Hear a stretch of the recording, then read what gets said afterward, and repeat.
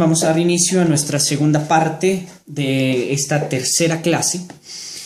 que la he denominado antecedentes de lo que es los delitos que tienen que ver con la corrupción. He dicho que en Colombia fundamentalmente se dieron dos hechos que son claves para comprender por qué el país entró en esta corrupción tan desmedida, ya que en Colombia somos uno de los países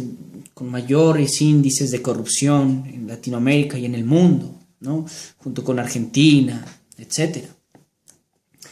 En Colombia, por ejemplo, recordemos nosotros que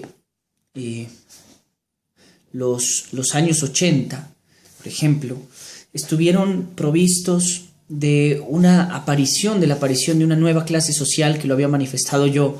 ya en una parte anterior y había dicho que era uno de los hechos. Esa aparición de esa nueva clase social, que fue la clase de los,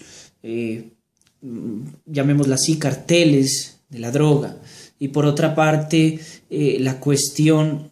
de esa clase política que ya había explicado yo en algún momento cómo las dos estaban relacionadas, trajeron una serie de nuevas conductas. A esto quiero referirme porque el otro ya estaba referido. Esas nuevas conductas que se dieron fueron fundamentalmente la salida de una cantidad de campesinos a las ciudades, huyendo de la extorsión teniendo que vender, huyendo de aquellos que los amenazaron o que los obligaron a vender sus tierras. Esto trajo la aparición de nuevos delitos también. Y en torno de estos delitos, debido a toda esta migración de gente que estaba desprovista de herramientas para vivir en las ciudades, no tenía los conocimientos ni las habilidades necesarias para defenderse en la ciudad, ya que la ciudad es una situación de vida diferente organizativamente, administrativamente, diferente al campo, y estos sujetos venían con habilidades muy propias y muy valiosas dentro de su ámbito agrario, pero cuando se enfrentan a la ciudad, entonces para poder sobrevivir,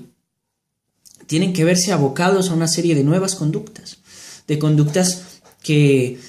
no en todos los casos, claro, hay que decirlo, pero que en muchos casos van a ser conductas delictivas. Entonces aparecen unos amplios círculos o amplios cordones de prostitución, aparecen las famosas ollas en donde se venden sustancias alucinógenas, estupefacientes, quiero decir, donde se venden las drogas, ¿no? Y empieza a darse una serie de conductas que son nuevas, no en el sentido solamente de que sean nuevas dentro de la historia, sino digo son nuevas dentro del país por la ubicación, por la situación de amplitud que conllevan, etc. Entonces, ese tipo de crecimiento, esa situación de crecimiento de la sociedad va a deformar la configuración misma del Estado. Las ciudades, que son centros administrativos, económicos, organizativos, se van a desfigurar como tal. Y entonces va a ser necesaria una adaptación de la ciudad. Pero esa adaptación de la ciudad no es posible, porque el Estado no contó o no ha contado todavía con esta nueva característica. Y esta migración hizo que la ciudad tenga una población o una superpoblación que ahora necesita nuevos trámites, que necesita nuevos recursos, que necesita acoplar nuevas situaciones. Y entonces en ese orden de ideas surge una cantidad de trámites que no estaban previstos ni por la ley, ni por el legislador, ni por el ejecutivo. Y entonces empieza una serie de conductas nuevas que van a terminar dando lugar a una serie de factores que van a hacer imposible para el servicio público atenderlas. Entonces, en ese orden de ideas empiezan a aparecer los delitos que tienen que ver con la corrupción o que tienen que ver, digámoslo así, con la administración pública directamente. Delitos porque la gente necesita saltarse una cola, habíamos dicho, porque la gente necesita lo que se llama comprar tiempo, porque la gente necesita un trámite veloz y se convierte esto en una especie de matrimonio entre el servidor público y la corrupción. Empieza a entenderse normal que el servidor público cobre por esos mal llamados favores. Y se entiende que le está haciendo un favor al ciudadano y el ciudadano incluso agradece porque el servidor público le preste este favor. Entonces el ciudadano, para evitarse una fila larguísima,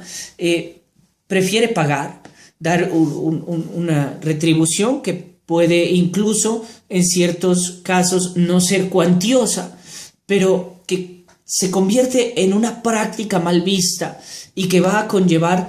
algo muy peligroso, que es la aparición de nuevas costumbres dentro de lo que el servicio público es, y se desfigura completamente el servicio público, y allí aparecen entonces las nuevas mafias dentro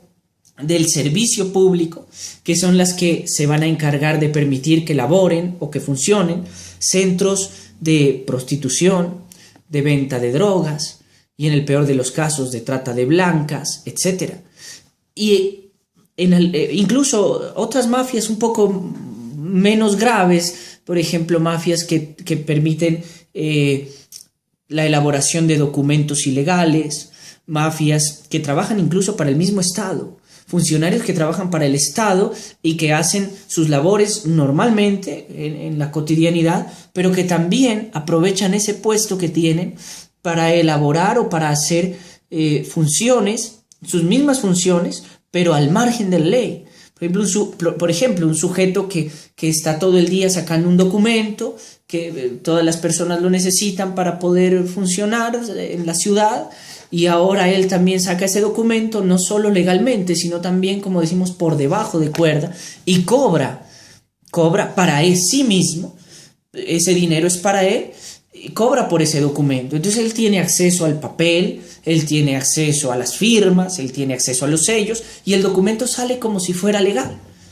sale con todas las condiciones legales, ¿no? Pero bueno, el Estado ha tratado ha tratado por diferentes mecanismos, ha intentado por diferentes mecanismos frenar este tipo de conductas. Por ejemplo, incluyendo sistemas electrónicos para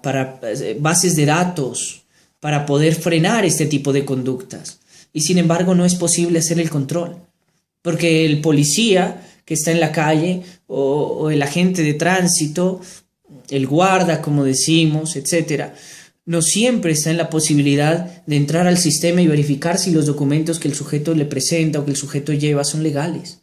Entonces se ha empezado a generar una serie de delitos, pero hay algo que tener en cuenta aquí también, y es que ¿por qué hacemos todo ese recorrido sociológico de la salida del campo, etcétera, hasta llegar acá? Porque es que el grave problema, o uno de los serios problemas, es que el ciudadano siente que está cometiendo